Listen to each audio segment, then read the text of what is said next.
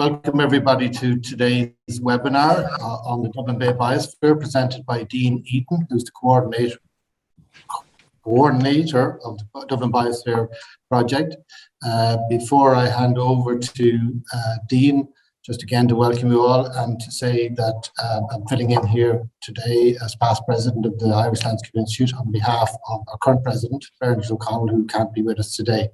So I very much hope you enjoy the presentation. I know you will, because I'm very, very familiar with Dean's work through the Biosphere Partnership.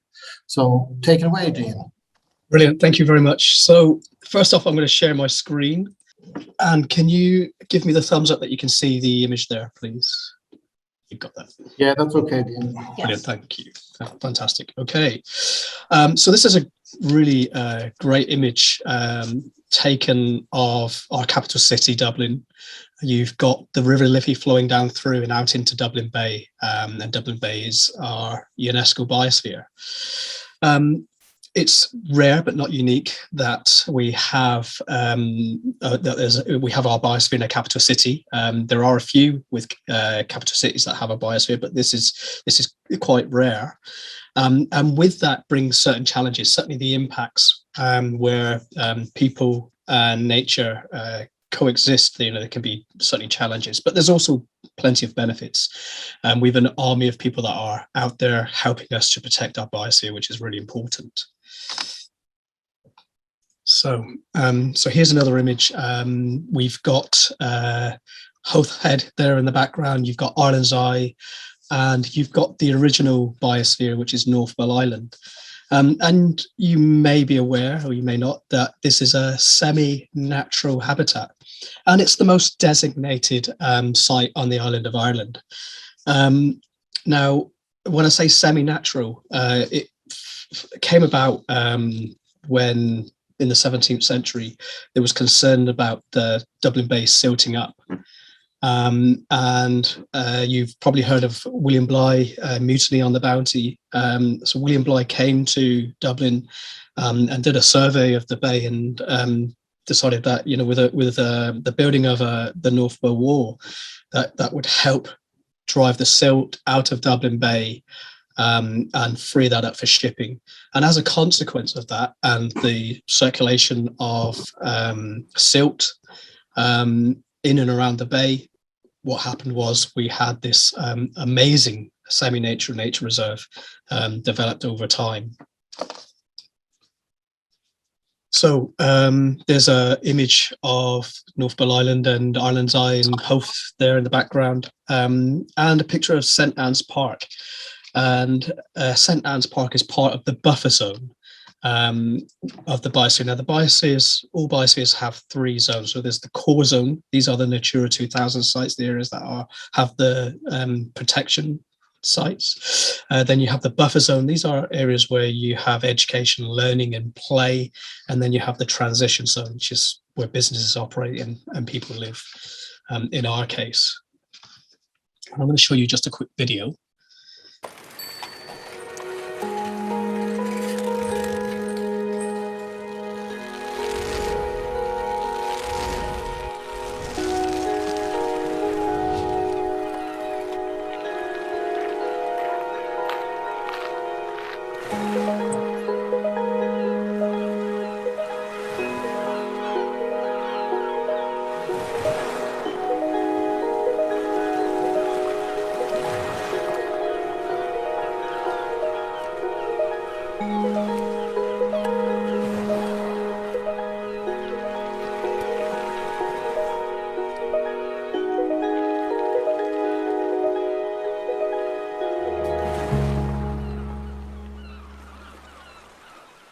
Okay.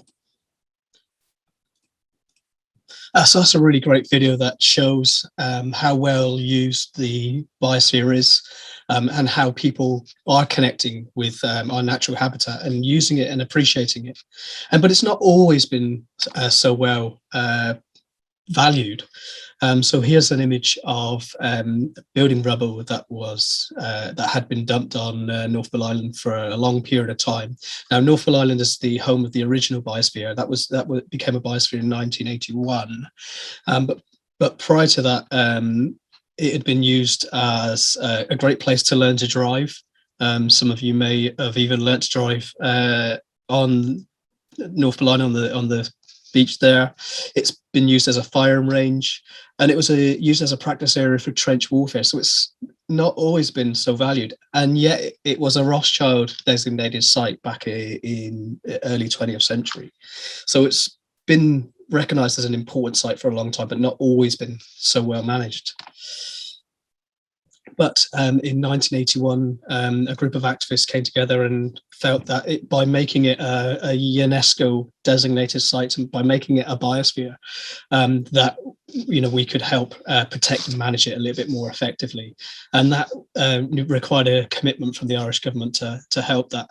And why is this site so important? Well, it's the main home for a large percentage of the light belly brink geese. The light belly brink geese has a population of about 40,000 that spend the summer up in the high Arctic and come to Ireland for their summer holiday in our winter, to feed and to build up bulk before heading back and breeding in the high Arctic. So this is a home for lots and lots of really important species, but certainly the most important would be the light belly brink geese, where the biggest percentage of their population come to Dublin to spend their summer or winter effectively.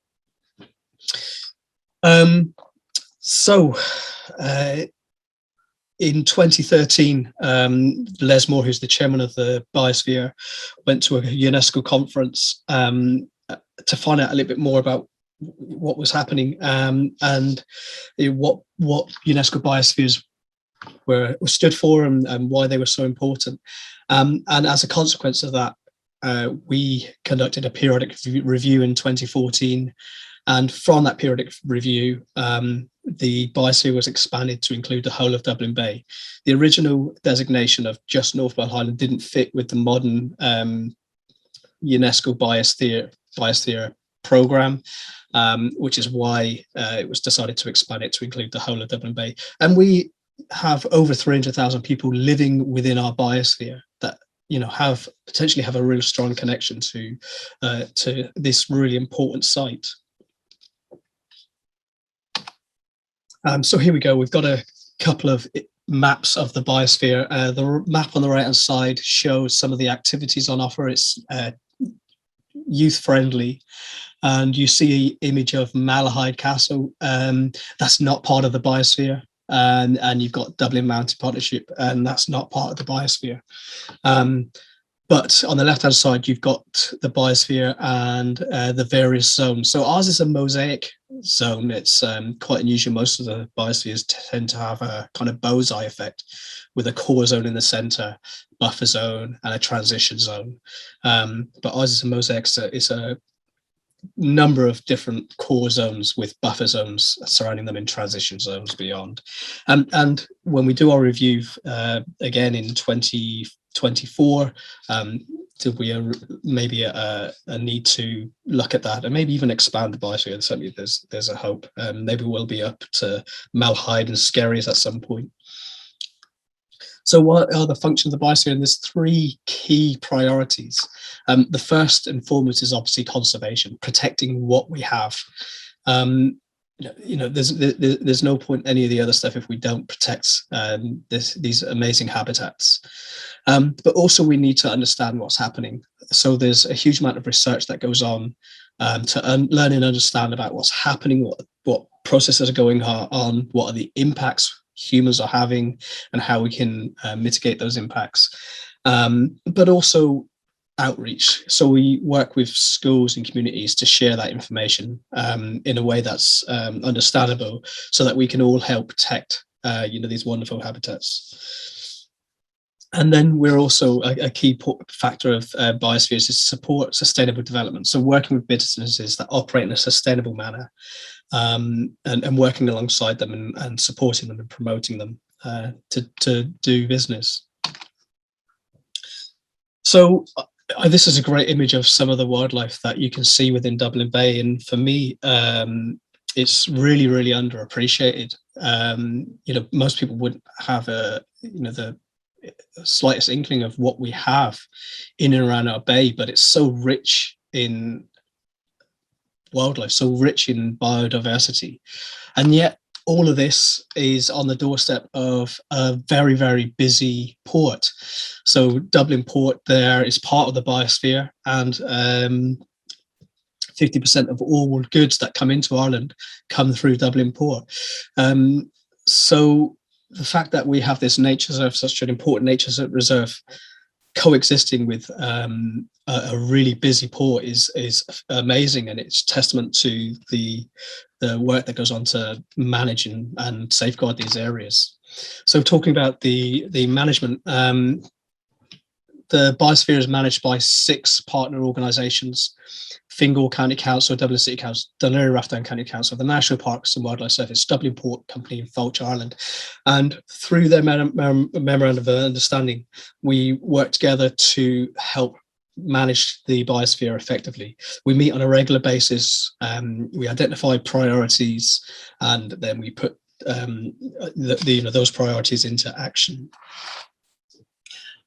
So what are the key areas that we're looking at? I mean, we've mentioned education. Understanding what's happening is vital. There's a huge amount of research that goes on to help understand that effectively, but also dissemination, supporting businesses, supporting tourism, protecting what we have, ensuring that people can enjoy these sites and thereby appreciate it and want to look after it. And also the cultural heritage is vitally important. So here we have some people enjoying the beach on North Bell Island. And this is great. This is what we want. We want people to be out there and enjoying it. And this is on the south side of the island. Now, if these guys were on the north side of the island at low tide, when the seals are hauled out and they're resting and they're trying to recover their energy, that would be an issue. So Dublin City Council are doing a huge amount of work to put together the fact they've produced a really effective management plan that will help manage North Bell Island more effectively. So there'll be areas that may be off limits to people, so that we can help protect the wildlife there. And certainly we work closely with local business, certainly and groups. So the kite surfers that use our bay and enjoy one of the best kite surfing zones in Europe understand that at low tide, operating in and around the north part of Bell Island is not a good thing because of the seals hauled out. So we work closely with these groups to help understanding and get commitment from them to help us manage the biosphere more effectively. So we've got some images of some harbours. So this is Dún Laoghaire Harbour. I'm actually on secondment from Dún Laoghaire County Council for 3 years with the biosphere to help promote understanding. And you've got Hove Harbour there. And these are all important places where businesses operate and commerce takes place. So we want to help support these guys. And obviously we have Dublin Port, which is massively busy and already mentioned. So Dublin Port do a huge amount to support our research. Obviously, they want to understand the impacts that they have and how they can mitigate those impacts. So they put a lot of effort into providing funding for the research to take place so that we can manage the biosphere more effectively. And these pontoons and other pontoons are left, and they've actually created some pontoons for birds to be able to use and to nest during the breeding season. So it's great to see that happening. Now, I mentioned some of the research. I'm going to show you another video, and this is some of the research that takes place around our brink geese so that we can help manage sites more effectively for these guys.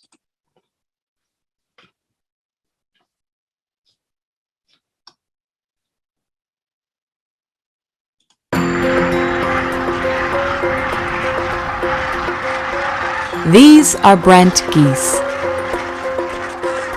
Oh, there's more coming in. How many? Like loads. At least 80 of them. And this is Tess Handby. They're just doing that landing thing where they hover and then they stick their feet out and then they're coming in and they're turning around and they're landing. Yes! A PhD student at the University of Exeter Penrith campus in Cornwall, Tess is working in collaboration with the Irish Brent Goose Research Group on a project aimed to quantify patterns of urban habitat use and the behaviour of Brent geese during the winter in Dublin Bay. So there's definitely a family out there from this year. Tess's research is part of the Dublin Bay Brent Geese project, which is funded by 3 local authorities: Dún Laoghaire-Rathdown County Council, Dublin City Council and Fingal County Council. Each year, the parents and young birds complete one of the longest migrations undertaken by any waterfowl species from the high Arctic Canada. After a 5,000 kilometre journey crossing Iceland and Northern Ireland, they return to the salt marsh habitats within the Dublin Bay Biosphere. The nearby estuaries provide a favourable food source by day and a place to roost at night. The Dublin Bay Biosphere is a unique area that is internationally recognised for hosting many migratory species over the winter, while sitting alongside a densely urban landscape. North Bull Island was designated a UNESCO Biosphere in 1981 and expanded to include the whole of Dublin Bay in 2015. The zone covers 300 kilometres squared, including the areas of ecological values and the communities where over 350,000 people live and work. Preserving the biosphere as a refuge for both resident and overwintering wildlife requires evidence-based sustainable management programmes, a key practice for all biospheres. On 3, 2, 1, fire. Catching birds to ring them and place GPS trackers on adults allows the team to record the number of urban sites the birds use and identify any effects or consequences from spending the winter in an urban landscape. Have you got an adult, Drew? Leave that one for now. One here. These two might be a pair. 1, 2, 3, 4. There's at least 4. When they first arrive, the Brent geese feed on green seaweeds and other plants on the shoreline. They quickly run out of resources as plants have very little to no growth over the winter. Therefore, they gradually move from the intertidal and salt marsh area to feeding on coastal grasslands, sports pitches and other open spaces all around Dublin. So once you'll take a bird out of the sack, it'll come to processing, we'll put Darvix on it, then it will get morphs done, so head, bill, wing, weight. And then if it's a GPS bird, it will come to me and I'll put a GPS tag on it. The research identifies the benefits and challenges of the biosphere. It also tries to better understand why the geese leave the specially protected areas to travel inland and graze on man-made infrastructures. The results will help the biodiversity officers provide informed advice and implement positive management practices. As human beings, we are part of the ecosystem and responsible for its ecological health. The challenges and benefits of Dublin Bay Biosphere are many. A scientific approach to the biosphere will help inspire a positive future by connecting people and nature.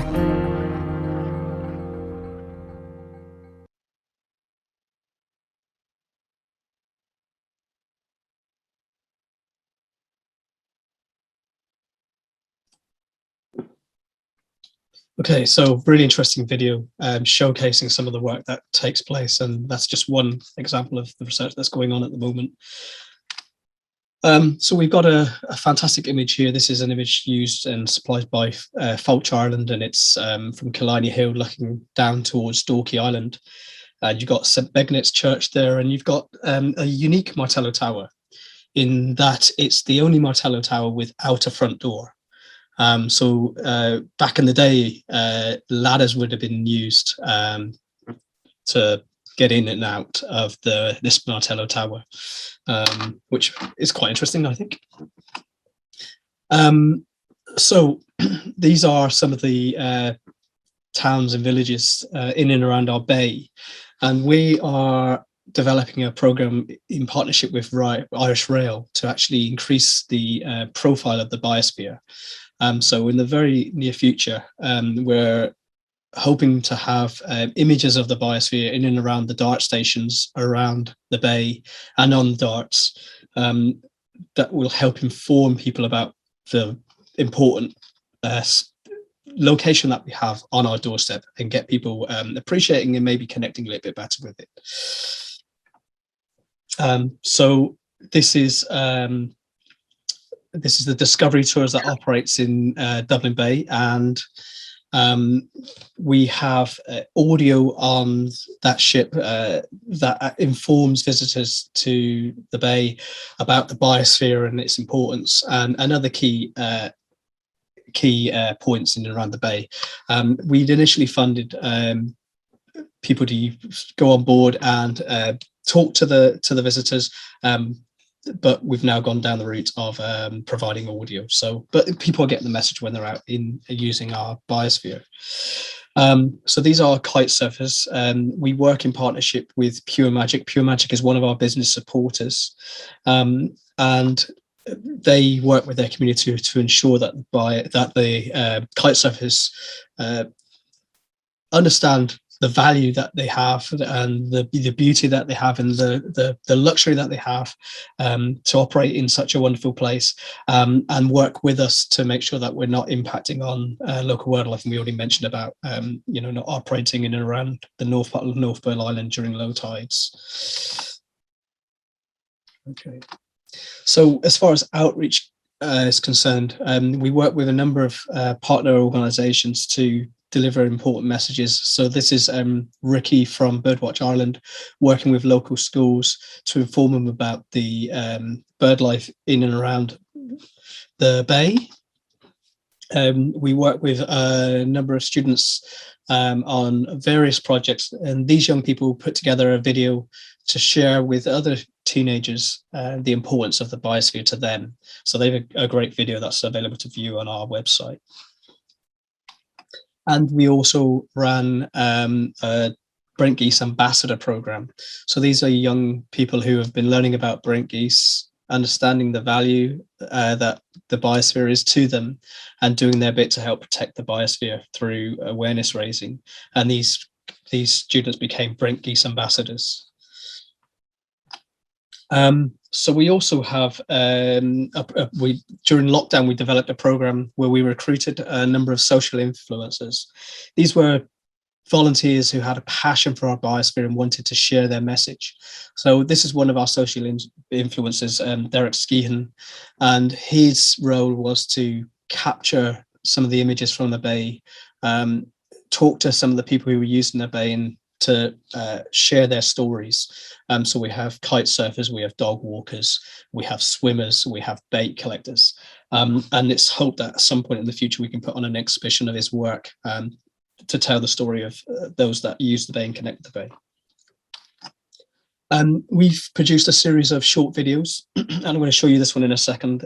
These short videos were produced by Paul Michel of 1 Minute 40 Media, just really to inspire interest in the biosphere and what's available and what's on offer. So again, this comes down to supporting our local businesses. So I'm just going to show this for you.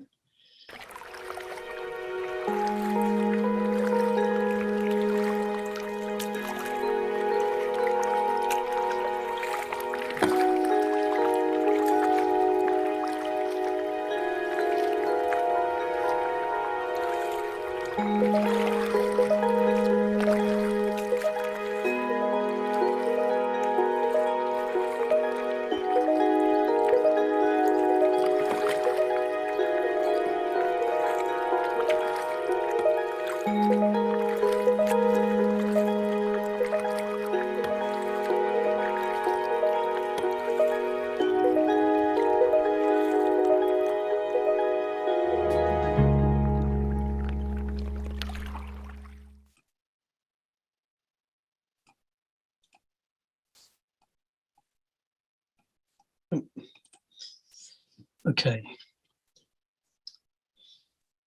So all of those videos are available to view on our YouTube channel, and they just tell a story about what's on offer and why this area is so precious. So other outreach programs, we've developed a Dublin Bay Biosphere Award. This was developed in partnership with Scouting Ireland, and it gives young people the opportunity to learn about our biosphere, understand what's happening, and ultimately help us protect it. And again, I've got another short video for you, explain a little bit more about this program.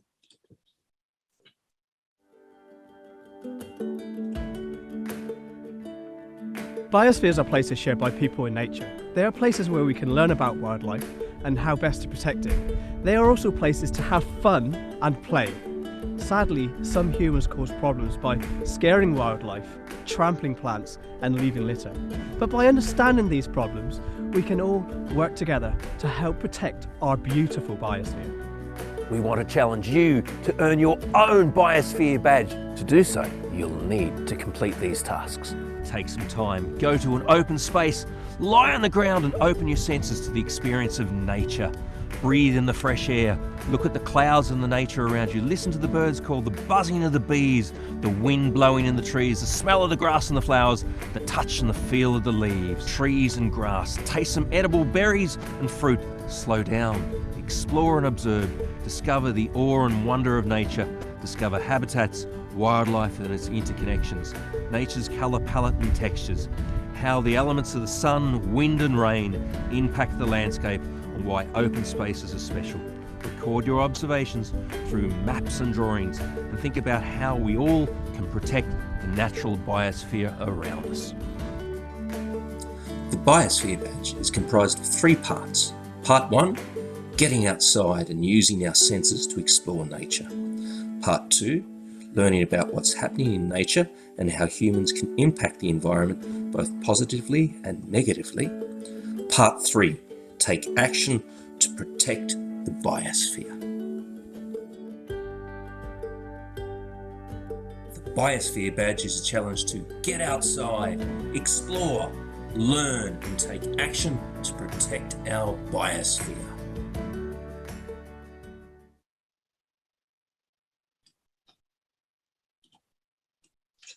I'm delighted to say that this weekend I'm awarding the first Biosphere badges to a group of young people as part of the 5th Port Dollymount Jupiter Beavers. So it's great that young people are taking up that challenge, taking an interest in the biosphere and doing something to help protect it. And those young people learnt about the impacts of litter and did a big litter cleanup to help protect our biosphere. And the 2 girls in that picture are my daughters enjoying a couple of days filming during lockdown. Couldn't use anyone else, unfortunately, during that period. We also have a business supporters program. So we have a business charter, and I'm just going to bring you to our website here. And we want businesses to sign up to our charter. And there's 5 key principles that we have. The first is to understand the objectives and ambitions of the Dublin Bay UNESCO Biosphere. Certainly this video helps in that sense. To help raise awareness of the biosphere within and beyond your company. Operate your business in a way that protects natural resources, to support the local economy and to promote cultural heritage. So by doing those things, you could become one of our business supporters and use our logo and reference yourself as a UNESCO Biosphere supporter. So I'm hoping maybe 1 or 2 on here would be interested in doing that, and you can learn more about that from our website. So moving on. So other activities that we've done recently, I mean, during lockdown, it was very, very difficult to engage with the public face to face. So we ran a whole series of webinars. The first was Birds of the Biosphere webinar, which was delivered on our behalf by Birdwatch Ireland. We had over 300 participants learning about what's happening locally. There was a real huge interest in that, and it was a great way to connect with them. And these webinars were part of a Try Biosphere webinar series, which we ran in partnership with the Kerry Biosphere and the Isle of Man Biosphere as part of the 50th anniversary of the UNESCO Man in Biosphere programme, which this is the 50th year. But we also reached out to young people. So we had a whole series of webinars, initially homeschool webinars, which were really well supported. We had 500 registrants, which was the maximum we could have. And we had the videos then shared on YouTube. So this was giving young people an opportunity to learn about wildlife, learn about the biosphere and what the work that we're doing. And then we followed that up with a primary school webinar series at which we had on average over 300 participants, and they were mostly classes based in schools all around Ireland. So that was about 10% of the schools had some kind of involvement in those webinars. And we also hosted a writing workshop for young people to help them, again, connect with the biospheres and understand what we're doing. So we've got a couple of images here from an underwater photography competition that we mentioned previously. And we actually ran another underwater photography competition over the summer. And we're hoping to publish the results of that in the not too distant future. Going forward, we're looking at the potential of a visitor centre so that we could share our information a little bit more effectively with the users of the biosphere. So plans are in place to create a visitor centre on North Bell Island. And here are some of the plans. Now, these have been scaled back somewhat through public consultation. It was felt that we didn't need quite such a big footprint. But this will be, if it's approved, a fantastic resource for people to be able to understand what's happening locally and experience the biosphere more effectively. So these are some of the activities that are going in place. And that is the end of my presentation. I hope that you found that interesting. I'm probably a couple of minutes shy of where we needed to be. But I'm going to stop sharing, and I'm wondering if you maybe have any questions for me. Dean, Mark Nugent has a question there. Mark, do you want to unmute? It's in the chat function there. Okay. Our current erosion and deposition quantities been measured, and our future scenarios been modelled that take account of predicted changes such as sea level and temperature. Are they being done at the moment? To my knowledge, no. But I know we are looking at the impacts of climate change. We're putting together a proposal to try and get EU funding to look at that and other issues. So it's something that's that I hope that we'll be doing in the not too distant future. But to my knowledge, that's not happening currently. Okay, Christy has a couple of questions there. If you want to unmute yourself, Christy. Thank you, Anne. Can you hear me okay? Christy, perfect, yes, loud and clear. Yeah, Dean, very interesting. I've two questions. One is, well, not a question. The first one is about Captain Bligh. Yeah. I have for years been saying that he designed the North Pole Wall, and that is not true. Yeah, he was commissioned to do the survey, and from that the walls were created, but it was based on his recommendation. I don't think he designed it himself. No, but his wall that he designed was incorrect. Oh, okay. I would refer you to page 266 of a book called Dublin Moving East by Michael Brannigan. Yeah. And it's only published very recently. Okay. In 2020. Yeah. 2020.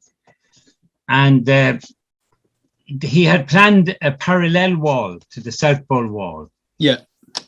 Which wouldn't have worked at all. Oh, right. Okay. So the Great North Pole Wall was designed and built by Francis Giles and George Halpin, employees of the Corporation for Preserving and Improving the Port of Dublin. So I was astounded to find this information out, because for 30 to 40 years, I have been saying this was a contribution by Captain William Bligh, but I was all wrong. So he certainly had an influence, but if yes, his plans were followed, it wouldn't have been good. He worked for 15 months, 3 months in 1800, and he did a study, and that's more or less about it. But he did a sketch of a wall that was not suitable. Yeah, brilliant. That's interesting to learn. So anyway, that's a fairly new book, and Michael Brannigan has done a great study. So I thought you would be interested in that. Yeah, thank you. Dublin Moving East. So I can update my presentation, absolutely. Yeah, it's last year. But the second question, second one is a question, and that is about the causeway. As you probably know, there have been campaigns for many years to put pipes underneath it. The famous Sean Dublin Bay Rockall Loftus, who has since died, spent many decades campaigning for this. And the corporation set about monitoring the levels of the sediment, both sides of the causeway, for many years. And you can see those poles still there. I'm just wondering, is there an up-to-date view on whether there should be a pipe in it or not? I'm going to be honest with you, Christy. I'm not aware of that, and certainly my role is to deal primarily with outreach and public engagement and the like. So I'm not privy to that particular area, but I will ask that question to see if anyone within the partnership can give me an answer to that. Okay, that's fine. I was just curious about it because whether it's been looked at. I'm not advocating a pipe, but just curious whether it's been looked at. The pipes will monitor the levels of sediment. Is that? There are levels. There are poles both sides of the causeway, about 20 meters out from it, and you can see them. And they used to be monitored by the engineering department, the drawing office of Dublin City Council. Okay. And I don't know if they've done it for years, but all that information is there. And the plan was that I should give you a bit of information. I was 18 years in the Parks Department, Dublin Corporation. Great. So, and I was involved with the Bull Island during that period. So I know a little bit about it. So you know why, when it was used, probably not as correctly as it should have been. Oh, it was used to haul dump material down. Yeah. Yes, that's true. But so it became very useful at the end. It's definitely being managed better now. Yes. So anyway, it's just something you might like to check out. Thank you. No, I appreciate that. Yeah, it's interesting. Thank you I'll definitely look into that and I'll come back to you. Pleasure. Okay, many thanks, Christy. There's another question here, Dean, in the chat function from Maria Donohoe. So do you want to pose it? Can you read it there first, Dean, in the chat function? I'm reading it, yeah. So I'll read it.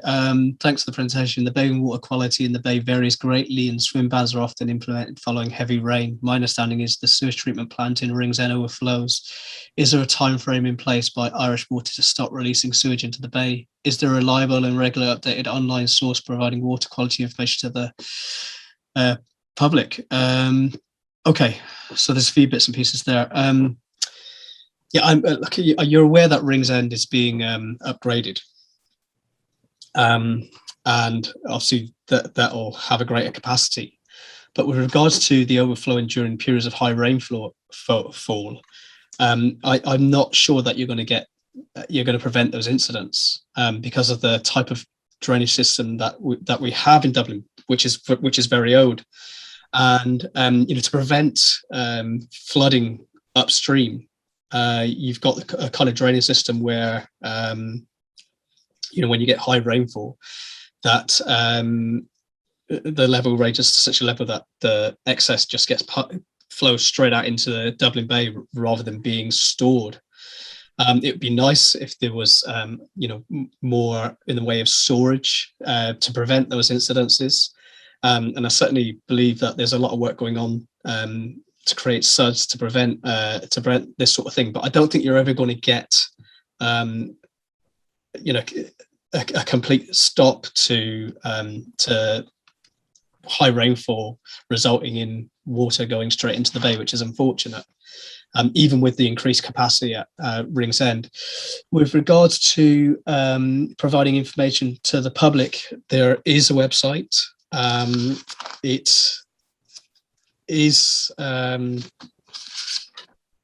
I don't know the name of it, but I know it's through Dublin City Council. Let me see if I can find that information for you. I had some notes on it just the other day. It might be a case that I find the website and maybe share that with you, but there is a website that provides updated or as up to date as possible information.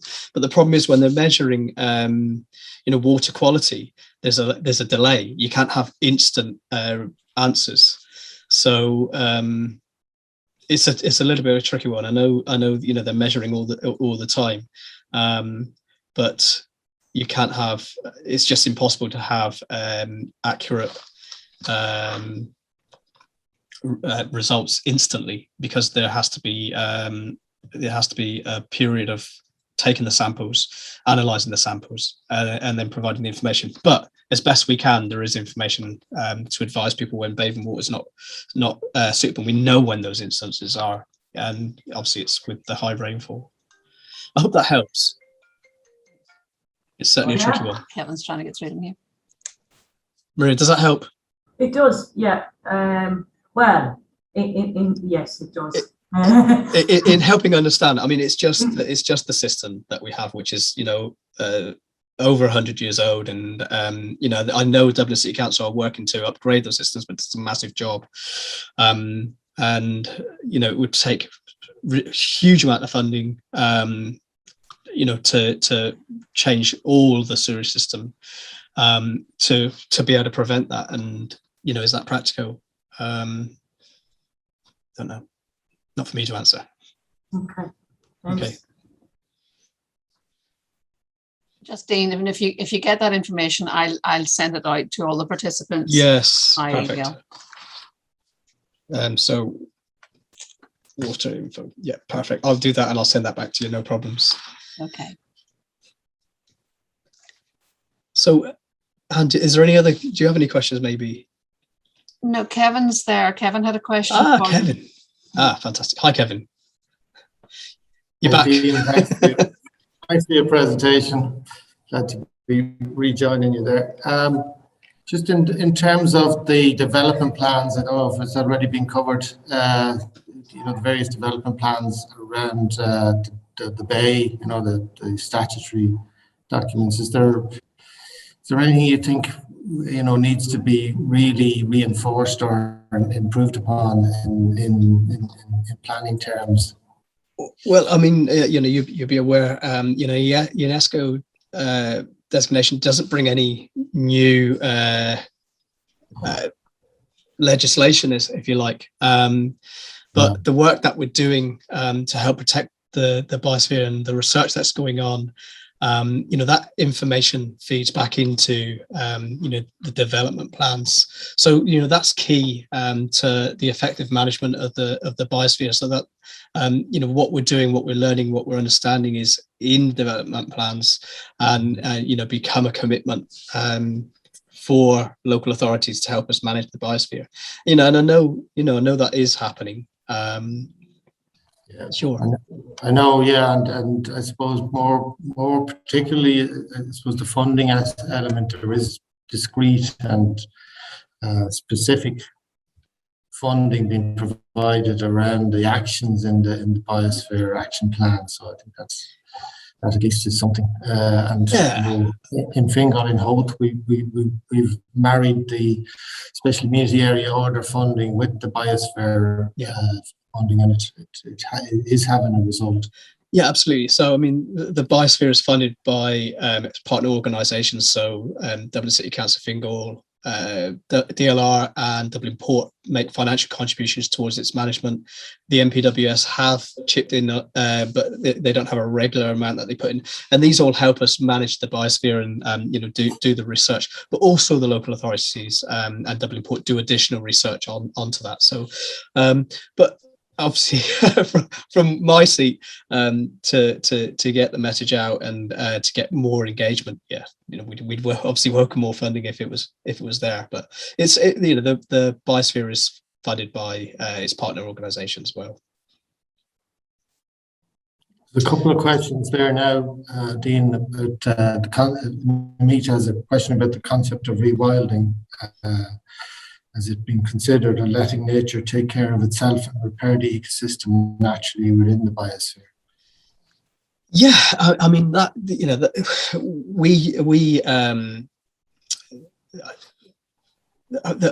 nature should be able to take care of itself. If it's left to its own devices. But obviously we have impacts. So when people are using the biosphere, there is an impact, and it's managing those impacts. So I mean, one of the biggest challenges that we have is disturbance. So when people are walking their dogs on North Ball Island, it's absolutely fine, but we ask that the dogs are kept on lead, because if they're running in and around the dunes, there's a big risk of disturbing ground nesting birds. That's a big problem. The dogs obviously have to go and do their business, and that introduces a huge amount of extra nutrients to those areas, and that can change the composition of the species that are found. So it's managing that, raising awareness of that, and getting people on board. So, to leave it to its own devices is fine. But with human inputs, there has to be some management. I think it's thanks, Steve. I think it's leaving people to their own devices is the problem. Yeah. Michael Hannon has a question here. What damage is the causeway doing? Are there plans to remove it? I don't know that it's doing any damage. Michael, maybe you could let us know what your thinking is there. Well, it's just kind of following up on Christie's comment, and there's been some controversy since the causeway was built. So do we actually know what's happening because of the causeway? I think that's so. In other words, is the research done on that? And if there is research, I haven't heard anything about it. So I'm just kind of interested in that, really, the effects of the causeway on the Bull Island in particular. I know there's a lot of research that's going on an ongoing basis to understand the impacts, that we're having. I'm not aware of any that focus on the causeway specifically, but I can ask that question. But biospheres, it's important that people and nature connect, and that's what biospheres are all about. The ideal scenario for a nature reserve is don't let anyone in and let nature do its thing. But UNESCO biospheres are all about people and nature connecting. For us to be able to experience these places, to understand their value and appreciate that value, and do our bit to help protect it. I mean, if we're not connected to nature, we don't understand its value. So there are going to be consequences, but they're offset by people understanding and appreciating these sites, and doing something to help us protect it. So yeah, ideal scenario for nature is not to have us around, but that's not practical. Okay, thank you. Okay, pleasure. Anybody else have a question for Dean?